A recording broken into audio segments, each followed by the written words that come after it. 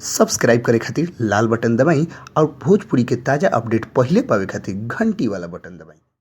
छपरा जिला भोजपुरी पर रउआ लोग के बहुत बहुत स्वागत बा। जी हाँ, रउआ लोग के बहुत बड़ खबर से रूबरू करावे जा रहल बानी। हमनी के इस स्क्रीन पर रउआ लोग एगो गाना के खूब बढ़िया सीन नजर आ रहल हुई। जी हाँ, स्क्रीन पर उ जौन सीन बटे एगो बहुत बड़ फिल्म के सुपर हिट गाना के सीन हटे, जौन की अभी तक मार्केट में रिलीज नहीं भइल। काहे नहीं रिलीज भइल? काहे कि जब तक वो फिल्म रिलीज ना हुई तब तक वो गाना के सवाल कहाँ से पैदा होता टे।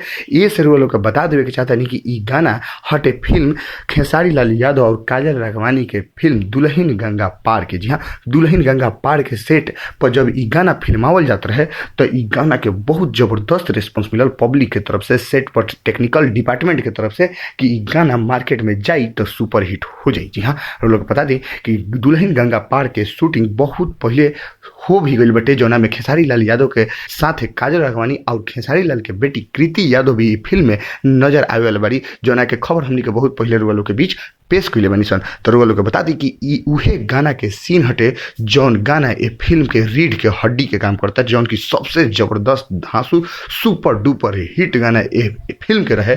उहे गाना के सीन हमनी के रुआ लोग के बीच हमनी के देखावत कि ई अगर गाना मार्केट में आई तो मार्केट में जबरदस्त रिस्पॉन्स लेके जाइत शायद एगो नया रिकॉर्ड खड़ा कर दी खेसारी लाल यादव के गाना। लेकिन दुर्भाग्यवश यह भइल कि ई फिल्म के गाना अभी तक रिलीज नहीं भइल, ना ट्रेलर रिलीज भइल बा, ना कोनो प्रकार के सूचना अभी तक ऑफिशियल आइल बा ए फिल्म के बारे में। तो रोग लोग के बता दी कि ई गाना के इंतजार हमनियों के बाटे और रोगो लोग के रही। काहे कि जब तक फिल्म आवत नहीं है, ट्रेलर आवत नहीं है, तब तक ये गाने का खुलासा नहीं हो सकत। तो इस रोग लोग इंतजार करे पड़ी कब तक, जब तक दुल्हन गंगा पार के फिल्म सिनेमा हॉल तक आवत नहीं है। जी हाँ, भोजपुरी के ताजा खबर वो लोग बीच ऐसे लिया उतरम से बस लाल बटन दबा के सब्सक्राइब करिए और घंटे वाला बटन दबा के सबसे